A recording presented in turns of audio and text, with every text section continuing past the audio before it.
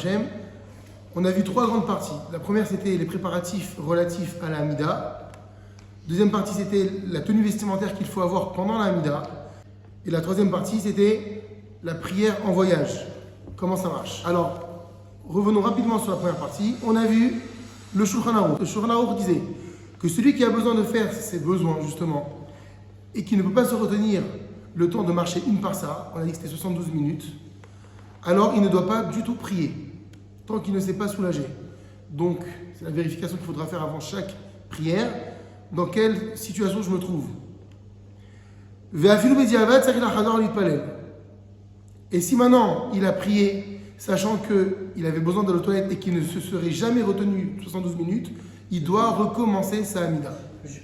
Maintenant, si cet homme-là pouvait se retenir 72 minutes et il a prié quand même en ayant envie d'aller aux toilettes, a posteriori, il est quitte de sa Hamida. Donc, qu'est-ce qu'on apprend d'ici? Que quoi qu'il arrive, que mon envie soit pressante ou pas, je dois aller aux toilettes avant la Hamida.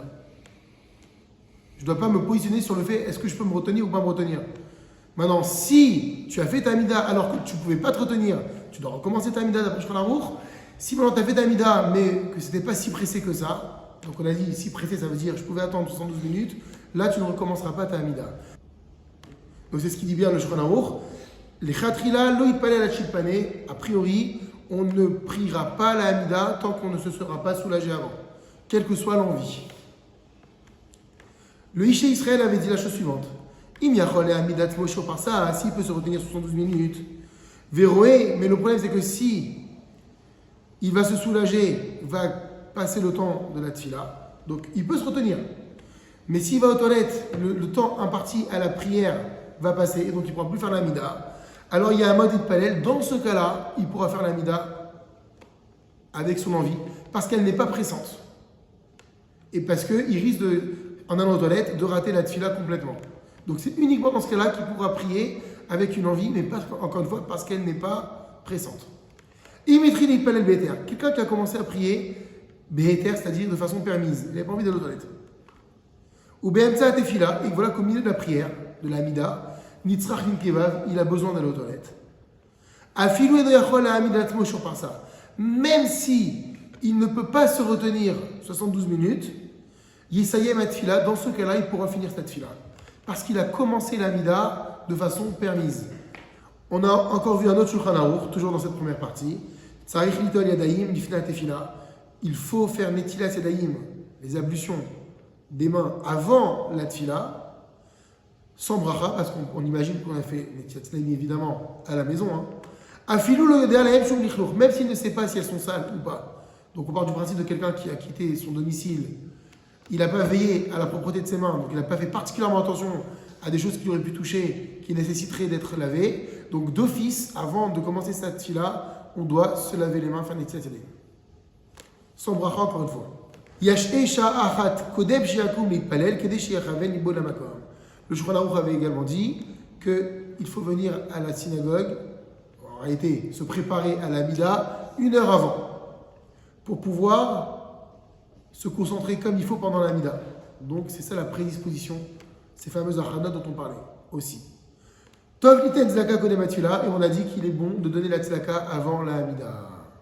Ça fait partie donc des préparatifs. Nous avons vu la deuxième partie qui était relative à la tenue vestimentaire. On a vu le Shulchan Aruch.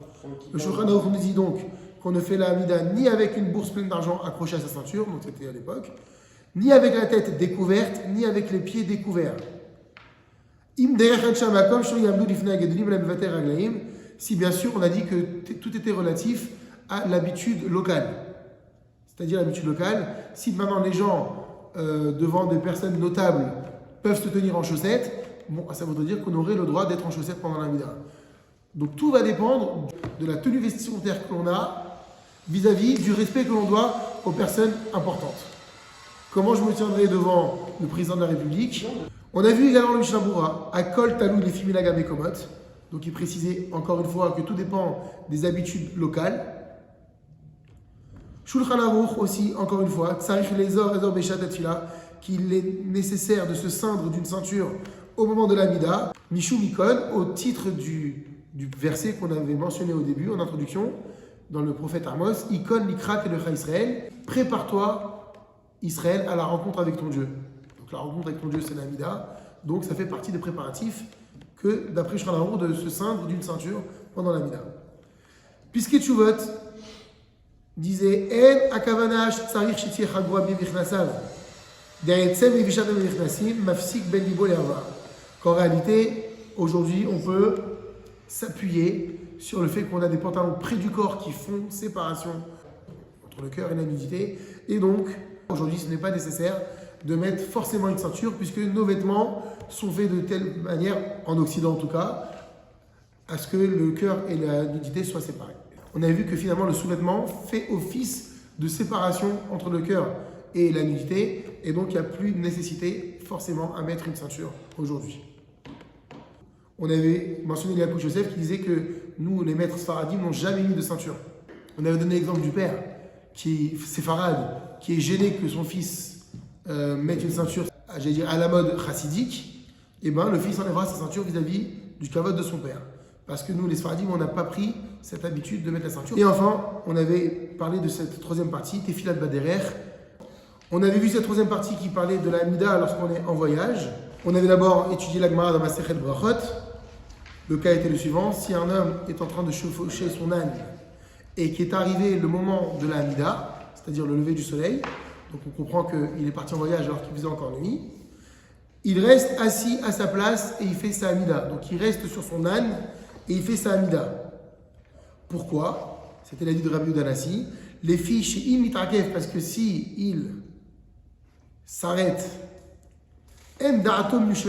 son esprit ne sera plus serein pour pouvoir se concentrer.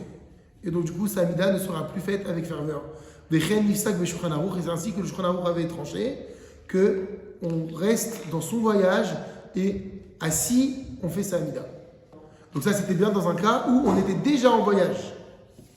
Et que le fait de s'arrêter, qu'on soit en voiture, qu'on soit en autobus, en plein vol, quel que soit le moyen de locomotion, si on était déjà parti, on avait déjà pris la route, et que le soleil s'est levé, on reste assis à sa place et on fait sa Amida. Béchat Atrak, dans un cas de force majeure, Kegon par exemple, j'ai tiré la chine là derrière, il doit se lever très tôt le matin pour partir en route, il n'a pas le choix. Yachol Itpalel, il pourra faire sa Amida d'après Shulchan Arour, Mishala Mudashachar, dès lors que l'aube a point. Veyamtin, et il patientera, Menikrot Kriyat Shema Shegi Azmana, pour lire le Kriyat Shema en son temps. Donc il fera la Amida à l'aube, alors que normalement il faut attendre le lever du soleil, et il ira le schéma un peu plus tard. Ariadift fait Shipalel Beton Nomad, parce que pour Shulchan Arour, il est plus important de prier à la maison, bien que ce soit encore l'aube, la Amida, mais en étant debout. On a dit qu'en étant debout, ça sous-entend avec ferveur, avec les kavanotes.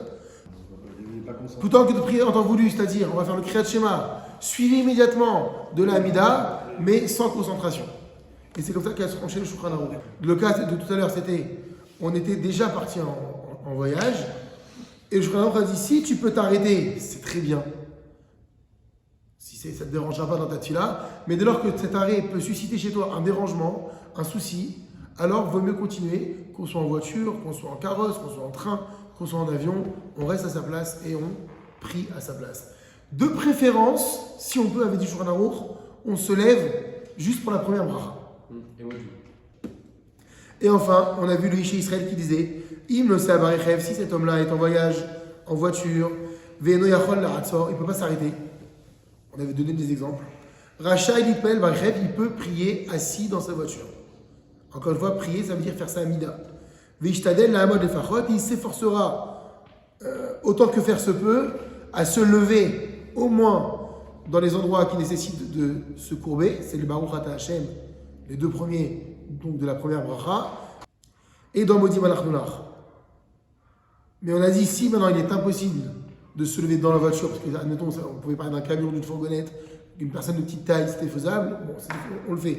Mais si ce n'est pas faisable, donc on rejoint la vie du Shulchan Arour, on reste assis à sa place et on fait sa Amida dans cette position.